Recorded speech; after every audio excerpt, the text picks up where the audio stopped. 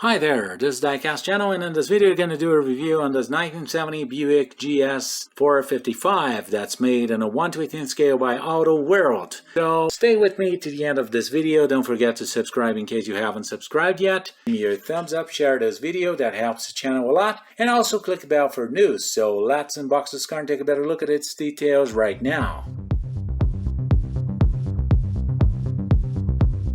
1970 Buick GS 455. This is not the GS Stage 1 like that black one I've shown in a previous video. This would be a simpler car, although it's not really a plain car. In 1970, when Buick launched this car based on the Skylark, that's an intermediate body size, and one that would attract younger consumers to their stands, Buick would not only sell their products to older and more traditional consumers, but also to younger consumers. Buick GS, GSX did not sell as much as Buick expected perhaps, but it was a very good strategy for attracting more and more people to their stands. This car offered some comfort items that some other muscle cars didn't offer at the time, although it was more expensive than its competition. And the body is very similar to the 1970 Chevelle body. This model car has a very good quality, it has a great painting job, and it's got some more details than the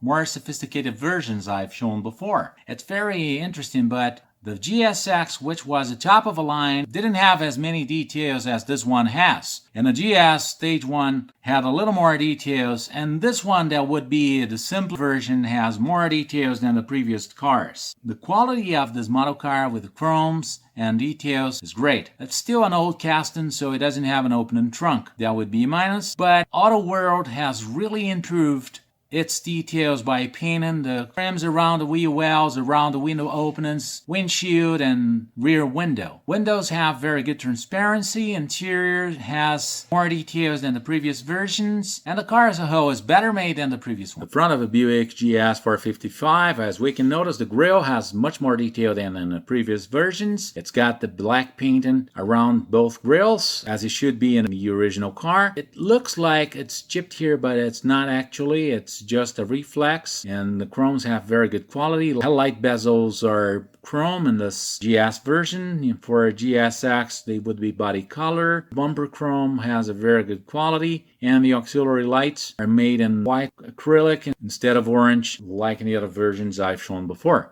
Headlights got some picks, but they do not ruin the realism since they sort of mock the light bulbs. They have a pretty good realism. The GS emblem on the grille doesn't have a Stage 1 since this car is not a Stage 1. And the hood scoops, they're functional in the real car, are very well reproduced in this model car. We also have the trim around the windshield and the cowl, which is underneath the hood that opens all the way to the windshield. Transparency is very good, and the side rear mirror that looks a little bit more classic than that sporty one we have in a GS Stage 1 and GSX Stage 1 I've shown before. In the engine bay, better realism and more details than the previous versions. We can notice that the brake master cylinder is now painted in the real color, in the correct color. Firewall is still black. The engine bay is still black like it's supposed to be. And the battery and reservoir are also painted for more detail, as well as the alternator and the rim air we have in this engine. This is a GS 455, so it doesn't have that Stage 1 sticker that would be here in the air filter pan.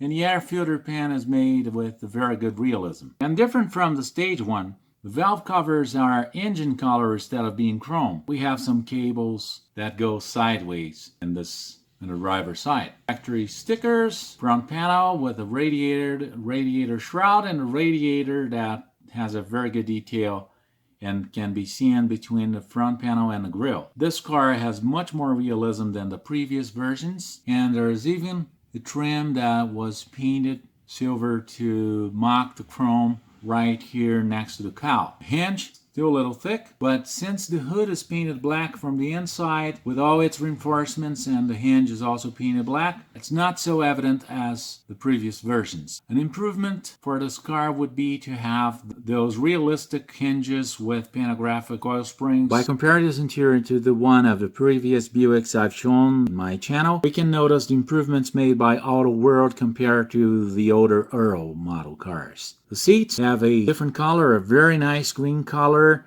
and they match the dashboard and the steering wheel. This was possible for Buick GS, but not for GSX, since GSXs only had black interiors in 1970. The pedals are much more evident now. This car has a sort of a carpet pattern in the interior. The floor mat is made in plastic with a very good quality. It also has a chrome trim and a threshold, so this hides that little tab we have for attaching this car body to the base. Chrome trim is also well detailed with painting. There are some little flashings here in the seat, and the seat does not tilt, but this is not really a big deal since this car had a lot of improvements compared to the previous ones. Steering wheel spokes are now aluminum color, and they're supposed to be aluminum anyway.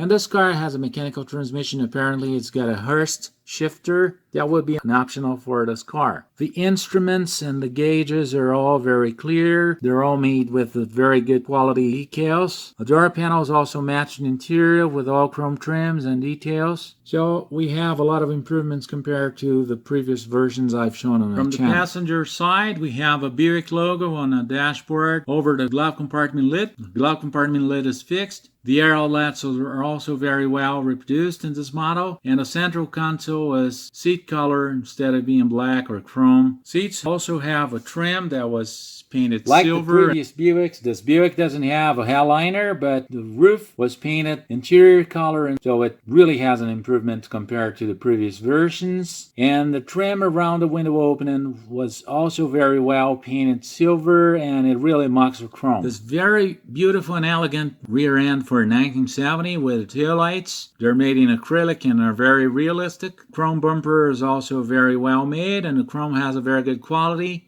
We have all trims and logos, the GS logo, and the deck lid. And the deck lid, unfortunately, is fixed in this car and cast in metal. The parts are all very well cast in metal. And the rear window has a very good transparency. We can even see the dashboard and the seats. The Buick trim between the taillights looks also very nice. And the license plate and the muffler tips look much more realistic than the previous versions, since they're painted silver instead of being black like in the Buick GSX I've shown previously. This improvement was also made to the Buick GS Stage 1 I've shown before. The car undercarriage that's very well made by Earl with very good quality and all painting for all details they're supposed to have. The engine now has a correct color instead of having a plastic color, and the transmission is also painted aluminum, so it mocks the real one very well. The 1970 Buick and the 1970 Chevelle, as we can notice, they are very similar, but they are not the same body. We can notice that the window openings are quite different. The rear windows are different. The rear, the front, the side profiles are also different. They look like. We can notice that these cars are pretty much similar. This Chevelle model car is one I've shown before in one of the first videos in my channel. It's an old model in my collection. It's over 20 years old, and as we can notice, the painting has not lost much of its shine really. Still in very good shape. I've done the detailing here at the time with chrome model paint. This car will go through some polishing to look a little bit shinier.